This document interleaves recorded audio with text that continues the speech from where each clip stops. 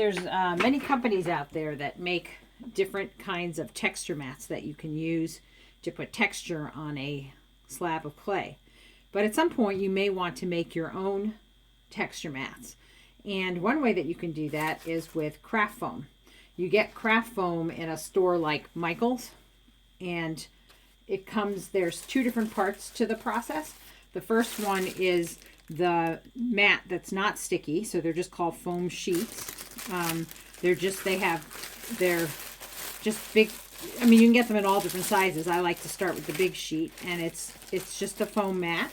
And then the other part of the process, and when I went the last time I could only find them in small sheets, was these mats that have a piece of paper and a sticky back on them. So what you do is you cut out, there's my piece, you take the sheet, here's a piece that I've been using, and you would cut out a piece of it, and on a piece of foam, which of course, you know, this is not really what this is just an example. You would then take the, you'd peel the paper off the back, and then you place it onto the mat. And usually, I think this sheet is a little difficult, but usually it stays on for a really long time, like it sticks really well. I don't know why this one isn't,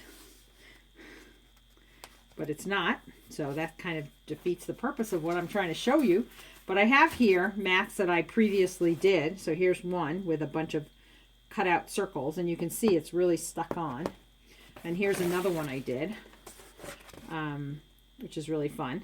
And so you can take these mats and you roll out a slab of clay, and you turn the mat over onto the clay, and then just using a rolling pin, you roll it in, and you pick it up a little bit just to make sure that you got a good impression.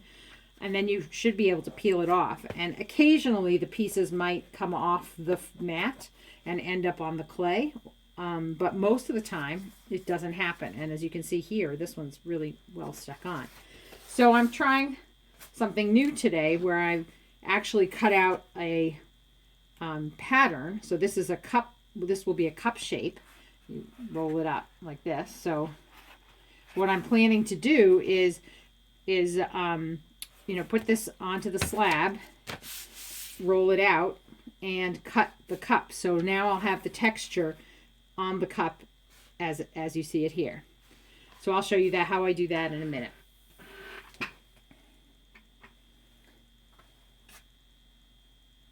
To show you in the last part of the video an example of how I use the texture mat. So here was a cup, not my favorite way of glazing. It was kind of an experiment that didn't really work out, but it gives you an idea of how you can use the mat to make something textured and then put it together in a cup shape. So that's actually what I'm doing today, but a little bit different from the way I did it last time.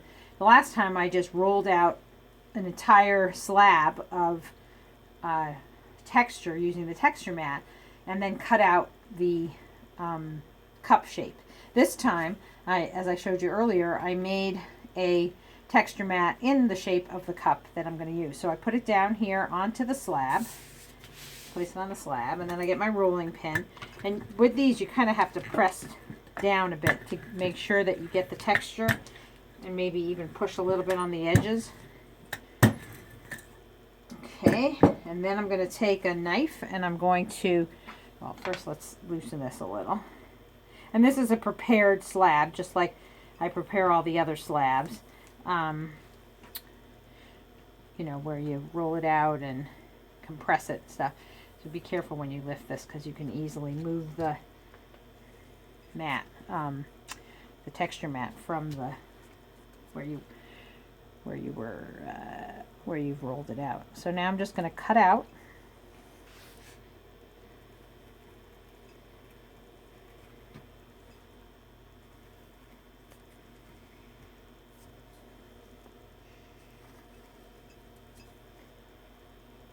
Okay.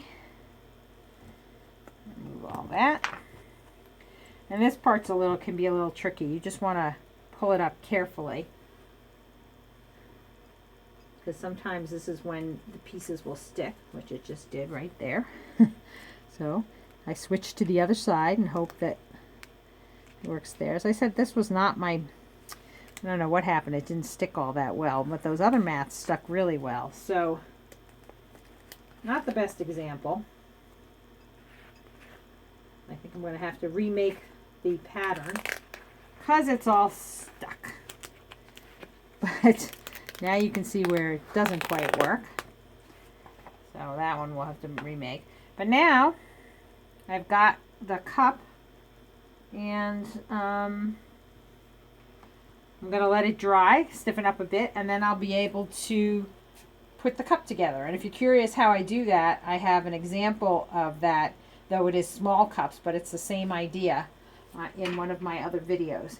And for this, what I will also do, which is very helpful, is I have a bunch of circles, cookie cutter circles, and I will find the one that fits this bottom, what's the right size for that bottom, and I'll cut out little circles using that. It makes it a lot easier than trying to measure the cup on there. Anyway, I hope you enjoyed this, and I will see you next time.